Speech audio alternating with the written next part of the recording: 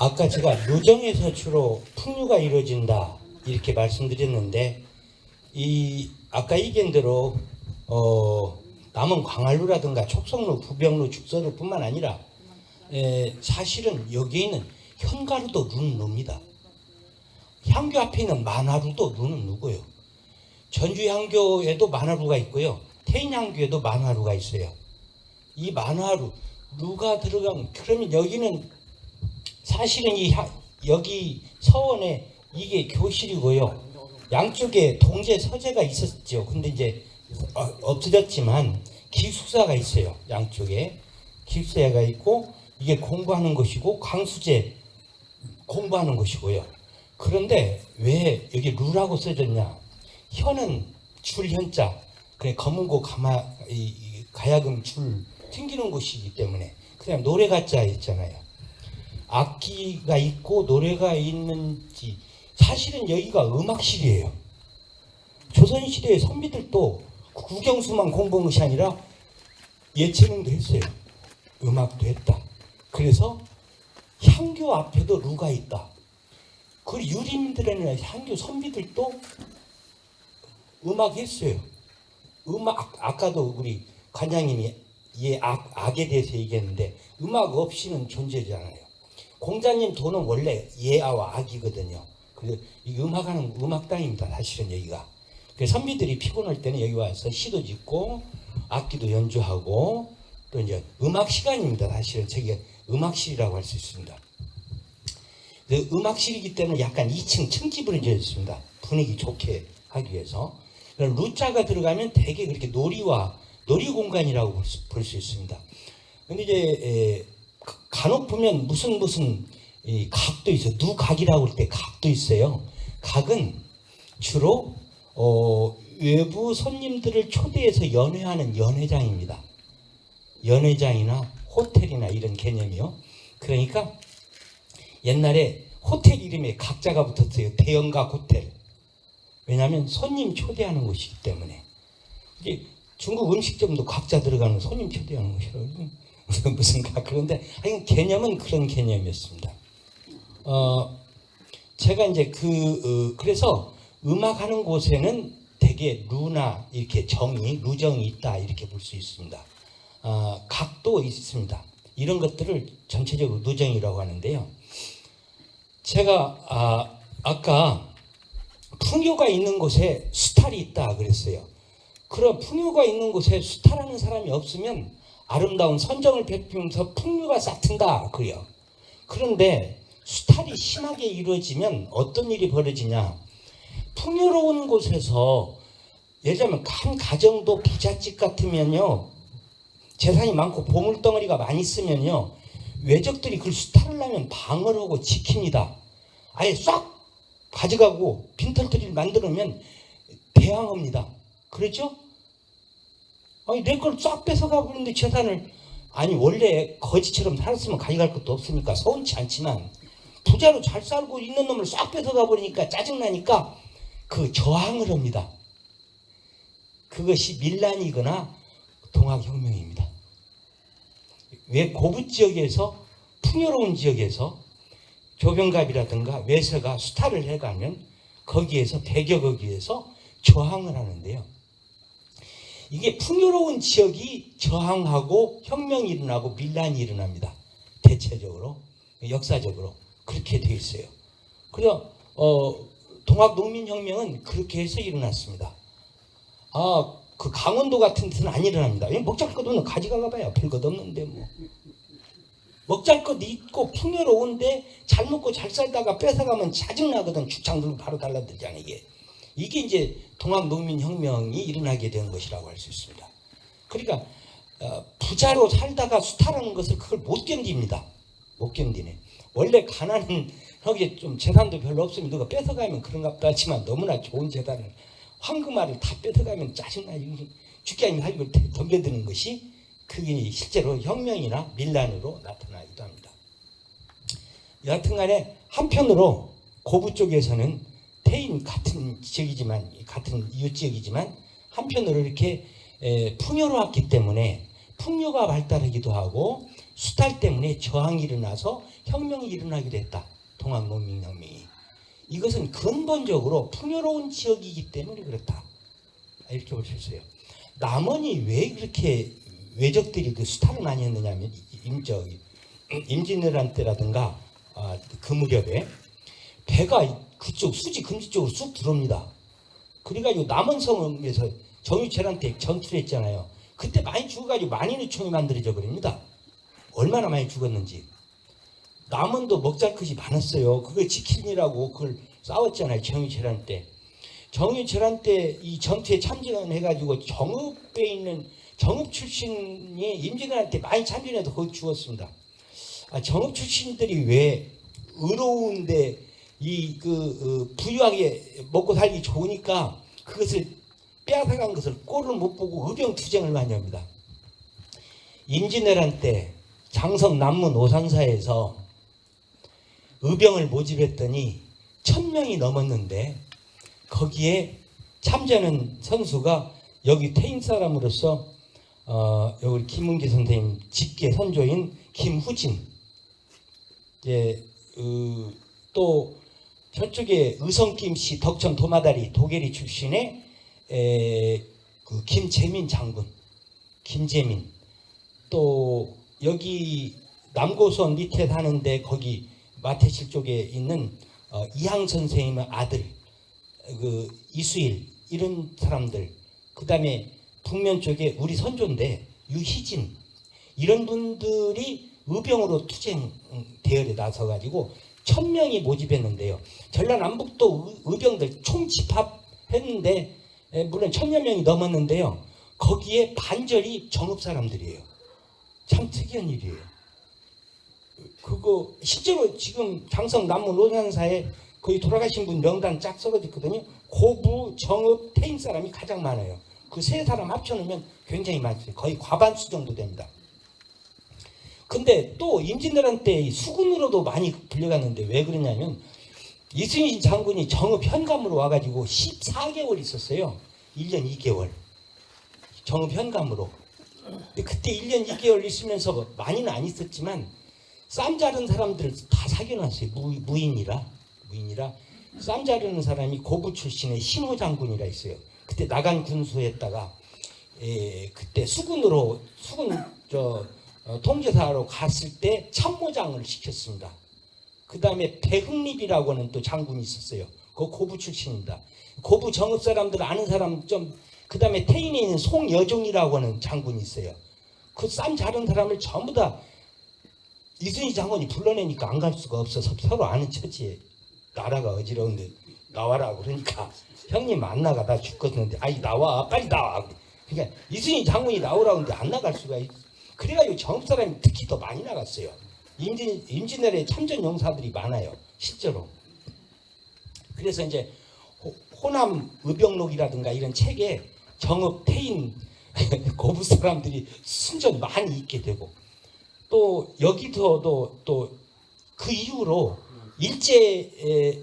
일제가 우리나라에 습격하고 권력을 빼앗고 나라를 빼앗을 때 항의한다고 1905년에 말하자면 우리가 을사늑약을 체결하고 기분 나빠가지고 1년 있다가 바로 여기서 이 한 1000여 명이 여기 모입니다. 여기에 걸기대회를 여기서 해요. 최고 책임자가 최익현 선생, 면함 최익현 선생이 최고 맹주고 의병 대장으로 임병찬 옥구 출신 임병찬 장군이 훈련을 시켜요. 어디 가냐면 저쪽 산내면 종성리에 가서 의병 훈련지가 있어. 거기 훈련을 시켜가지고 전투에 참여하는데 순창근방에 가가지고 그냥 우리 아군 저 관군하고 저 외놈들하고 섞어진 부대하고 같이 전투를 하다가 우리가 아군을 쏠 수 없다. 면함 최익현 선생이 쏘지 말라 해가지고 우리만 다 죽어버렸다니까 복잡하게. 그래가지고 최익현 선생은 대마도로 잡혀가가지고 거기서 이제 몸도 아프고 일본 거 식량 안 먹는다고 굶어가지고 죽어버렸어요. 그래가지고 운구가 왔죠. 그래가지고 백성들이 다 땅을 통곡하고 울었어요. 최익현 선생님 다시 운구 모셨을 때 좀 비극적인 일이죠.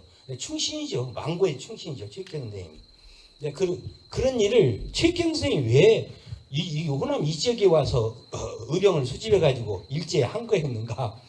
이 경주 최 씨들이 여기 우리 최천 선생 때문에 온 거예요. 진짜 그것은 비밀인데 그거 안 밝혀서 학교에서 했냐면 왜 왔냐면 그리고 특히 여기서 했냐면 최천 선생 모신 곳이니까 이 최천 선생님 사당이요. 이게 태산사가요.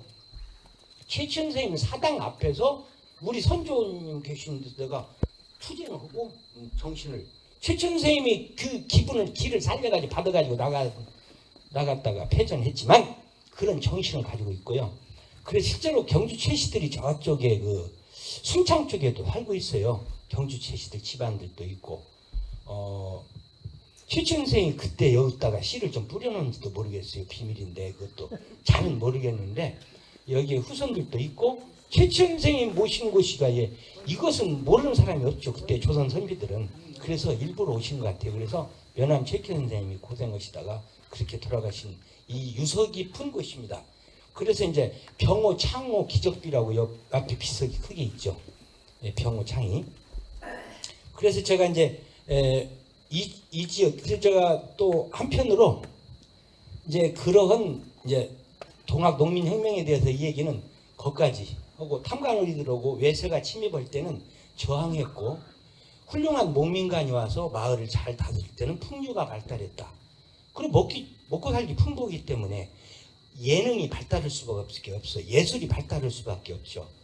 그래 보니까 특히나 대표적으로 제가 이제 정국인 선생하고 최천 선생, 정국인 선생, 송세림 선생님에 대해서는 논문을 한 편 있었어요. 여기 위패 모신 분 이상은 이분들하고 저하고 좀 관련이 있어서 제가 여기 오자마자 거기 사당에다 절했어요. 왜냐하면 저 논문 쓰게 만들어 주셨기 때문에 이 세 분이. 이제 정국인 선생님의 전통은 최천 선생님의 뿌리를 두는데 실제로 정국인 선생이 대표적으로 우리 교과서에 실려 있는 상춘곡이 시작이 이렇게 됩니다. 홍진의 저기 우리 이 지역에서 여기서도 한번 했는데 작년에 상춘곡 낭송대회가 있어요. 전국적으로 전국에 있는 사람들이 다 몰려들어요. 제가 심사위원인데 보니까 어떻게 하냐면 홍진의 묻힌 분내 인해생에 어떠한고 옛사람 풍류를 미칠까 못 미칠까 이렇게 하니까 뭐 책린 것도 아니고 노래도 아니고 어중간하게 해요. 그게 이제 일종의 낭송 그렇게 선비들이 했던가 봐요. 조선시대에 그렇게 했는데 근데 그 홍진의 묻힌 분내 인해생에 어떠한가 옛사람 풍류를 미칠까 못 미칠까 하는 내용의 이야기를 상춘곡 맨 앞부리에 썼는데 옛사람 풍류, 그 풍류라는 단어가 거기서 나와요. 그 풍류가 뭘까? 그 옛사람은 틀림없이 최천 선생이요. 최천 선생님이 유상대를 만들어 놓고 돌과 돌 사이에 그 기록에 보면 있어요. 진보 문헌 동국 이상국지 뭐 이런 책을 찾아보면 태인현에서 남쪽으로 칠리쯤 가면 울퉁불퉁한 바위들이 덜어 있고 거기에 대가 하나 있는데 그걸 유상대라고 했다. 최천 선생이 그 유상대에서 흐르는 물에다가 술잔을 틔우고 부로 그러니까 마을 어르신네들을 모시고 시인 묵객들을 모시고 이야기를 하면서 담수하면서 노래를 부르고 시를 읊었다. 술잔을 주고받으면서 그런 풍류를 즐겼다. 이 최천 선생의 풍류는 중국의 왕이지가 유상곡수했던 그런 풍류를 그대로 모방해서 이루어진 것이다. 이런 기록이 있어요. 근데 실제로 감은정이라는 곳이 저기 시산리 쪽에 있는데 위치가 거기 있다고 전북대학교 윤덕향 교수님과 와서 그과 땅 보시는 그 학과가 있어요. 주로 그분이 연구 결과 거기가 터가 있다는 것을 확인했습니다. 유상곡수 터가 있고 근데 유상대도 있었는데 다 무너지고 없습니다. 지금 현재는 복원 좀 했으면 좋겠어요. 그런 문화를 다시 한번 복원할 필요가 있습니다. 그래서 이제 그렇게 최천 선생님이 그 놀이하면서 놀던 분위기, 그 분위기를 정국인 선생이 그대로 이어받았고 풍류도 이어받았고요. 또 미풍양속을 진작시켜 가지고 백성들을 교화하는 데 힘썼는데요. 그 마음도 최천 선생님의 정신을 이어받은 거예요. 백성들을 잘 다스렸으니까, 거의 신처럼 존경하고 모셨으니까 정국인 선생님도 여기다가 향약을 뿌리내리겠습니다.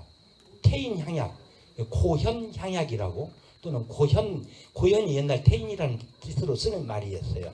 남전일을 중심으로 해서 향약이 실시됐습니다. 태인. 그래서 미풍양속을 조성했습니다. 이게 최천 선생의 풍류 정신 중에 하나입니다. 풍류라는 것은 이렇게 놀고 또 이렇게, 근데 접하군생이라고 그래가지고 이렇게 풍류는 어떻게 보면 엑스타시라고 할 수 있는데요. 신바람. 우리가 일반적으로 쓰는 말이 야 신난다 그러잖아요. 신난다. 그게 귀신 신자 신이에요. 기분이 업돼가지고 그냥 흥겨운이 극치에 다다르면 신나는 거예요. 신기운이 나는 거예요. 그게 심하면 신들리는 거지 그게. 그렇게 그게 신바람 또는 신명이 난다. 그런 뜻으로 써요. 그래서 이 신바람 풍류가 그 원조가, 그래서 신바람으로 이렇게 서로 어울려지게 되면 모든 백성들이 생명력을 얻고 활력이 넘치게 된다. 그 신바람이 촛불혁명이에요. 그 정신이 오늘날에 오면 2002년 월드컵 때 붉은 악마 그 신바람이에요. 그 정신이 지금도 맥을 이어온다고 하셨어요. 어떻게 보면 한거할 때는 동혁명의 횃불이에요. 그것이 신바람의 정신이요. 그것이 다 우리 백성들에게서 일어나는 파워입니다. 힘이고. 저는 그래서 요즘 촛불혁명도 시민들의 운동도 그런 최천 선생의 그 신바람, 접하군생이라고 하는 풍류, 신바람 풍류에서, 저는 그 최천 선생 풍류를 신바람 풍류라고 그래요. 신바람 풍류로부터 지금까지 이어내려온 것이다. 이렇게 잠시 설명을 드립니다. 잠시 또 음악을 듣고 강의를 계속하도록 하겠습니다.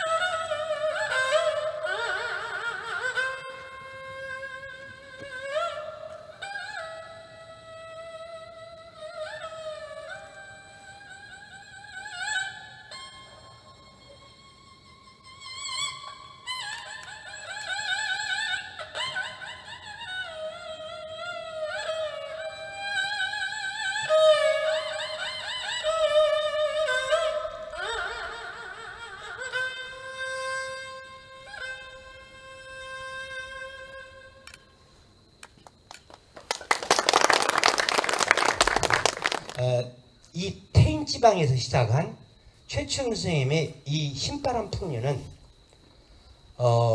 공부로서나 또 놀이로서나 음악으로서나 모든 분야에 있어서 시작 창조의 단계라고 볼 수 있는데 그것이 전파가 되어 가지고요. 문학 쪽에서는요. 정극인 선생이 있고요. 면왕정 송순 선생님도 있고요. 송순 선생이 담양 사람인데요. 송세림 선생님이 여기 와서 송세림 선생님하고 그 아버지 송윤손이라고 분은 중종 왕의 사부예요. 두 분 다 그 과거에 장원급제 출신이에요. 부자간의 실력이 최고 좋아가지고 연산군이 자기 동생을 왕이 될 동생을 강의를 맡기기를 이 두 분한테 맡겼어요. 믿을 사람이. 왜 두 분한테 부자간이 맡겼냐면 아버지가 아프면 아들이 대신 강의했어요. 그러니까 이제 실제로 대타요원이었어요. 송세림 선생은. 근데 송세림 선생님이 같이 공부했던 동문사학 했던 사람들이 사화로 연산군 사화로 많이 죽었어요. 근데 자기는 반정을 일으키니까 중종이 반정을 일으키니까 자기도 연산군한테 인정받아가지고 왕자 사부를 하니까 부자간에 사형을 당했어야 되는데 왕의 사부라 해가지고 공신반열에 올려버렸네. 아예 죽어야 될 사람인데 이게 공신으로 해가지고 벼슬이 높아졌네. 그래가지고 송세림 선생은 창피하다고 벼슬 안 오고 내려와서 살았습니다. 끝까지. 멋쟁이죠 정말로. 친구들은 다 죽고 내가 왕자님 가르쳤다고 그래가지고 내가 공신반열에 올라왔는데 빼달라고 할 수도 없고 맞아 죽으니까 그냥 내려와서 시골에서 살았어요. 그래서 이제 엄연순이라든가 또 후진 양성이나 하고 그것도 역시 최천 선생 전통을 이어받아서 정근 선생 또 이렇게 송윤선 선생 이렇게 송세림 선생님이 왕을 가르친 사부니까 그 송순 선생이 같은 송씨고 그러니까 장원급제자가 있으니까 그게 뭐예요? 고액 가회를 받은 거예요. 그래서 이제 장원급제를 하려는데 어떻게 시험 봐야 되느냐고 쪽집게 가회로 마지막 시험은 왕이 출제를 해요. 중종 왕이 출제를 하는데 중종을 가르쳤던 스승이니까 대충 알 것 아니에요. 어느 정도 이런 거 출제할 것을 가르쳐줘가지고 실제로 송순이가 장원급제했습니다. 쪽집게 도사한테 6개월 동안 강의받고 옛날도 그런 거 있었던 것 같다 보니까 그래가지고 스승과 제자 간에 다 장원급제자들이 지금 그렇게 돼 있습니다. 장원급제 하신 송세림 선생이 여기 와서 후진 양성하고 풍류만 즐기시고 살았던 전통. 그래가지고 엄연휴순이라는 유머집을 남겼어요. 또 그런 가사문학 전통이나 이게 글 전통 계속 이어내려가지고 김경음이라고 성은처사 선생님이 그 삼도제가 불효탄 또 경심가 이런 가사문학을 조선 말기에도 써냈고요. 여기 칠보에 사시다가 이제 산해 쪽으로 가서 사셨던 고단 선생님은 2000년도 초반까지 규방 가사를 쓰셔가지고 국내에서 유명한 그 가사문학가로 계속 남은데 가사문학이 사실은 2000년대까지 태인 칠보지방에 남아 있어요. 왜? 최춘 선생, 정국이 선생이 전통을 이어받았기 때문에 오랫동안 살아남았습니다. 지금도 가사 쓰시는 저는 그런 문학적인 전통으로 남아 있고 요새 이제 줄풍류나 향제라든가 음악으로 쭉 남아 있고요. 음악으로도 내려가고 아까 산조라든가 이런 것들로 이어져 내려왔고 그래서 실제로 이리 풍류하고 정읍풍류하고 상당히 유명한 풍류였잖아요. 옛날에 조선시대 후기에 또 일제시대 때까지도 이런 전통으로 남아있고 또 한편으로는 이제 의리 또 아까 얘기한 대로 의병투쟁 그러니까 임진왜란 때 병자호란 때의 투쟁 그 다음에 일제투쟁 동학혁명 투쟁 이런 의리로 뭉친 투쟁 정신으로 불타올랐습니다. 이것도 최천 선생의 풍류정신입니다. 신바람 풍류정신이에요. 지금 음악이 요새 젊은 사람 아이들 방탄소년단이 세계적으로 1등 하잖아요. 다 그것이에요. 사실은 그 신바람 풍류의 영향으로 말미암아서 세계를 제패하는 거예요. 어떻게 보면 그 신바람 풍류는 우리가 스트레스 풀 때 좀 수준 떨어지게 말하자면 관광버스에서 정신 나가게 막 춤추고 좋잖아요. 그것도 신바람 풍류고요. 방탄소년단이 세계를 제패하는 음악도 신바람 풍류고요. 그런 의미에서도 그 의미가 있다. 전통적으로 내려온 것이다. 이렇게 말씀드릴 수 있습니다. 그래서 이런 것들이 다 어떻게 보면 처음에 얘기했다시피 최철 선생님이 지방관을 보니까 간신들이 기왕이면 멀리 태인으로 보내자 해가지고 보낸 덕택으로 이런 전통이 이 지역에 뿌리 내리게 되었다. 이렇게 말씀드리고 강의를 마칩니다. 대단히 감사합니다.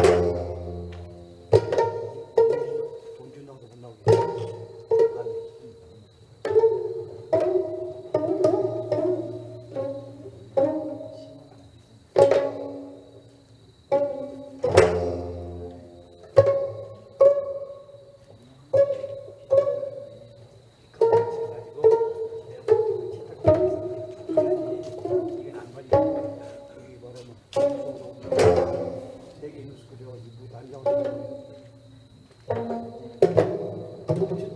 건물을 지어야 입에 나오면 어디다 지어야 배를 다 짓더라고. 그걸 해야지 편의시설이 추가지고 가면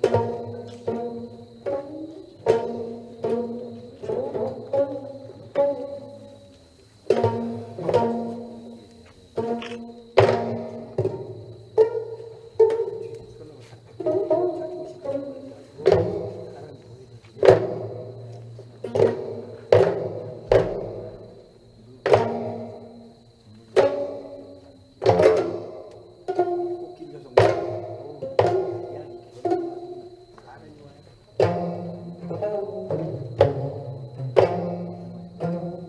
그럼 1인용 케이크도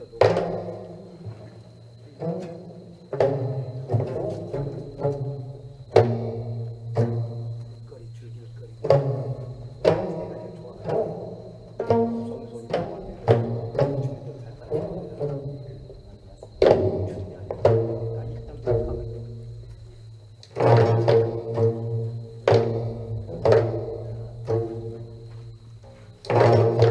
뜻이 출발이가 2시 반에 이거 야자지가